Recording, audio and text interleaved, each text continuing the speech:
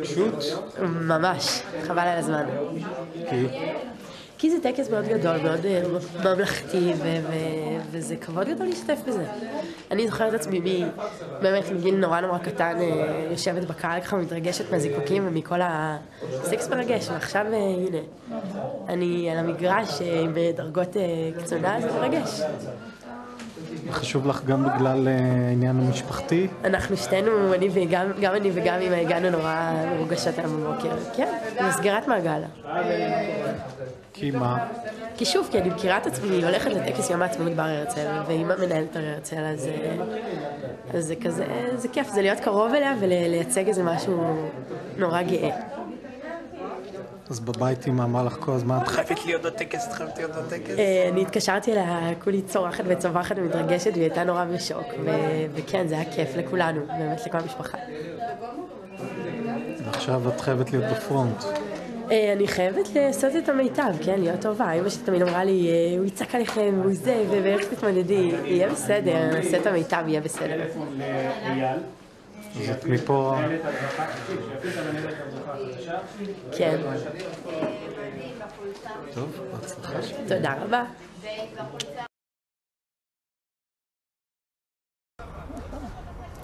בסדר, מה לא נעשה בשבילה? אז מה, עוד שבוע טקס? כן, מתרגשים. ומה נראה לך שיהיה? אנחנו מחכים לגזר דין. אני מניחה שהוא יבחר בימים הקרובים. וזהו. את חושבת על אופציה שצריכי לראות את זה מפה? אני בטוחה שתהיה אופציה כזו באחד מהטקסים לפחות. אני מקווה שאנחנו לצמצם נזקים ולהופיע בטקס המרכזי ולא בחזרה, אבל קיבלתי את זה וכל דבר. אני מבינה שזה כנראה לא תלוי בי, וזה, אתה יודע, העניין של הגוף, אי אפשר להתווכח עם זה. מה שיהיה, ניתן לרוקני לעשות ההחלטות. אני בטוחה שאחרי כל הזמן הזה הוא יודע, כאילו מספיק טוב ויודע לעשות ההחלטות האלה. אז אני בסדר עם כל החלטה. ההתרגשות כבר מתחילה, כאילו זה בוער בכל הגוף כשרואים את הרקדנים ורואים זה כאילו מתחיל להיות אמיתי, כל הדברים האלו. ואתה רואה את זה בחושך ואתה מתחיל להתרגש כי יש לך כבר קהל, וזה מרגש. אני רוצה להיות, כאילו, אני רוצה ממש להיות בטקס. שוב, במיוחד עכשיו שאתה כבר מתחיל להרגיש שזה אמיתי, זה כבר לא עוד חזרה ועוד חזרה, זה אמיתי וזה קורה, ועוד מעט האולם, הרחבה פה תתמלא באנשים, וזהו, אז אני מאוד רוצה להיות שם, לעבור את כל ההתרגשות האלה, לראות החברים מתרגשים סביבי, ואני אהיה עם הבגדים, אהיה עם הנעליים, אהיה מצוחצחת מסודרת, אבל לא אעלה לטקס. זה קצת חבל לי, זה ממש חבל לי אפילו. שוב, אבל מה אני יכולה לעשות? מזל לא שיחק לצידי, מה שיהיה, אני יודעת, יהיה בסדר. אני מבחינתי עושה את המיטב ועולה גם אם זה בפעם ה-100, ועושה את הטוב ביותר והכי משתדלת, וזה לא תמיד קל ולא תמיד כיף, אבל מבחינתי אני עושה את הטוב ביותר. גם אני, גם אמא, גם אבא וגם האחים וכולם מאוד מאוד רוצים שאני אשתתף בטקס. מאז שאני זוכרת את עצמי, אני בטקס יום העצמאות באר הרצל. גם אם היה לי אירועים חברתיים כאלה ואחרים, ובתיכון, וזה הכי היילייט יום העצמאות, תמיד התחלתי את הערב שלי פה. זה היה, אי אפשר לפספס את זה, אי אפשר לוותר על זה. כי זה טקס עם עוצמה אדירה, והוא תמיד מרגש מחדש, ויש פה המון כוח, המון ממלכתיות, וזה טקס מדהים לטעמי. גם השנה אם לא הייתי משתתפת, שנה שעברה הגעתי לפה בתור חיילת, ואמרתי לעצמי, אני רוצה שנה הבאה לבוא בתור קצינה ולהצדיע, וממש חיכיתי לזה. זהו, ועכשיו אני פה בתור צועדת, זה אפילו מיוחד יותר. בהצלחה? מה עכשיו הכי לשבור רגל? בהצלחה. לשבור רגל, זה קצת, כן? יאללה, שנשבור רגל. תודה רבה.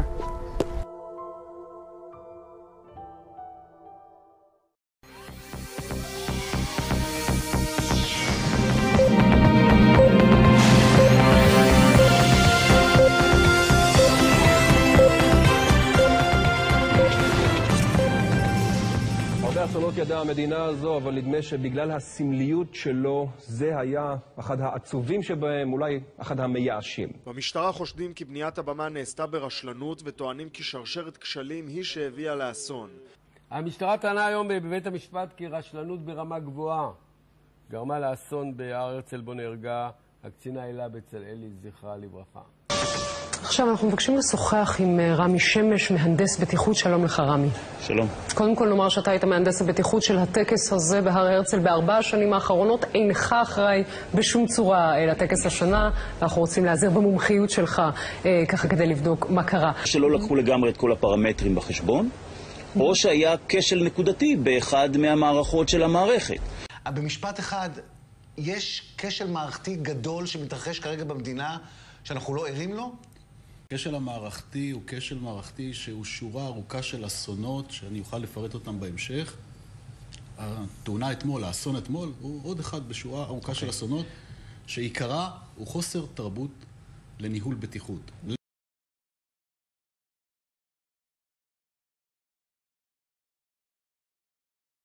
אסון בגשר שפירים, ששם נפלה קורה והרגה 3 אנשים, 2 נוסעים ואחד שעבד שם. אסון ערד, ששם נמחצו 3 ילדים למוות. אסון גשר המכבייה, 4 הרוגים, 69 פצועים. אסון אולמי ורסאי, 23 הרוגים, 380 פצועים. אסון רבדים, תאונת הרכבת הראשונה, קטלנית. אני לא סופר את תאונה קודמת, אבל 7 הרוגים, 198 פצועים. אסון שני של הרכבת, ב-2006, ביוני 2006, 5 הרוגים, למעלה מ-80 פצועים. אז מה קרה שם? אני מקשר בין כל האסונות כי בעולם קיימת תרבות אחרת, שונה משלנו. קוראים לזה תרבות לבטיחות. אצלנו נשרכים לאט לאט מאחור. אם מדינת ישראל לא מקיימת בטיחות מערכתית. מי זה מדינת ישראל? מי אחראי על זה? כל אחד בתחומו. מה הנוהל? הנוהל הוא שברגע שבונים, ולפי מה שהבנתי, היה מהנדס שחתם על הגשר הזה לפני שהתחילו החזרות. לא ניתן לקיים חזרות בלי שיש חתימה על הגשר. כן צריך להיות יועץ בטיחות שמלווה בעצם את כל התהליך הזה ובודק שאין שם איזה משהו שעלול לגרום לכשל. חייב להיות בחוק, חייב להיות יועץ בטיחות שלא זז מהמקום כל עוד שיש זה לא בחקיקה היום? לא.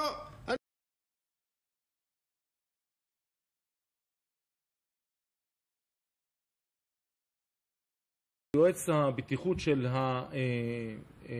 הטקס הוא בכלל לא מהנדס בטיחות. אין לו הכשרה של מהנדס בטיחות. הוא לא הוסמך על ידי מהנדס בטיחות.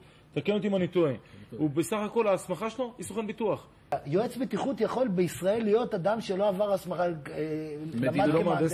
מדינת ישראל לא הגדירה מי הוא יועץ בטיחות. האם הוא בוגר בית ספר יסודי? האם הוא בוגר בית ספר תיכון? אולי הוא טכנאי. תקן ישראלי 5688 בטיחות באירועים המוניים הנחיות. המבנה לא היה צריך להתמוטט. לא היה צריך להתמוטט.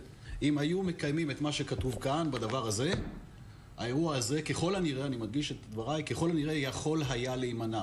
זאת אחת הבעיות. אנחנו כל הזמן עובדים לפי תקנות. אני רואה הרבה פעמים, כשאני בא לחוקק חוקים, אז אומרים לי, בילסקי לא צריך, יש תקנות, אנחנו נעשה שולחן עגול, אנחנו נעשה תקנות, אל תדאג, זה הכל בסדר. אמר, אני לא רוצה תקנות, שיהיה בחוק. זה לא תלוי ברצון הטוב של מישהו שעושה או לא.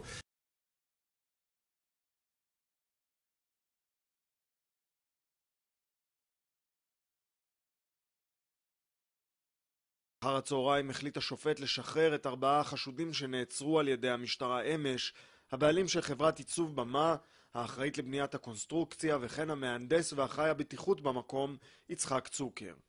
השוטרים חוקרים חשדות לרשלנות, אך גם למרמה וזיוף שהביאו לתאונה הקשה. אין שום פחד מאסון חוזר, כי ברור לגמרי שמקפידים על הכל, לא עושים שום חלטורות כאן, ולא מתחשבים בזה שיש לנו רק כולו איזה 48 שעות לעבוד. במשטרה אומרים שכן יש חשד לפלילים, גם אם אין את התקן שהוא לא מחייב, החובה של המהנדסים היא לבצע את החישובים כדי שהמקרים האלה לא יקרו. ברגע שהם טעו או כשלו, הם עומדים יש להם אחריות פלילית בעניין הזה.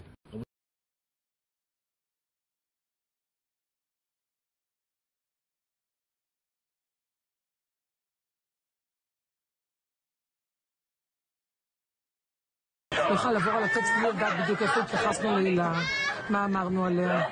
את מדברת על מה שהיה אצלי שלך? אני לא רוצה. אחר כותבת בעיתון, לא מתייחסים, אני לא רוצה. סבעתי כותבת. אחרי מה שכנראה היה השבוע הארוך בחייה, רק בשעה 9:15 בתום הטקס, נשמה חנה הכהן לראשונה לרווחה.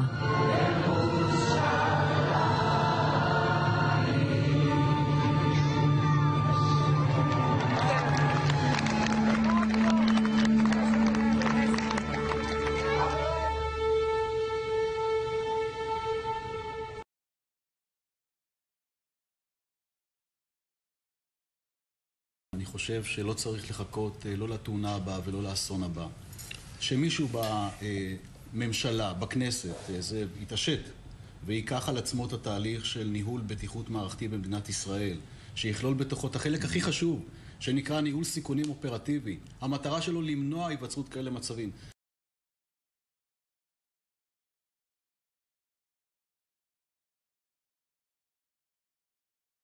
עד כמה ולמי בדיוק היה ידוע שמבנה התאורה לא יציב, שהוא עלול לגרום למוות.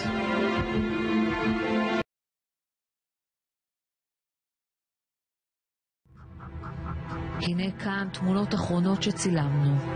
סגן הילה בצלאלי זיכרונה לברכה מתאמנת לקראת הטקס עליו חלמה כל חייה. עוד כשעתיים יקרוס כל מגדל התאורה ויגדע את חייה.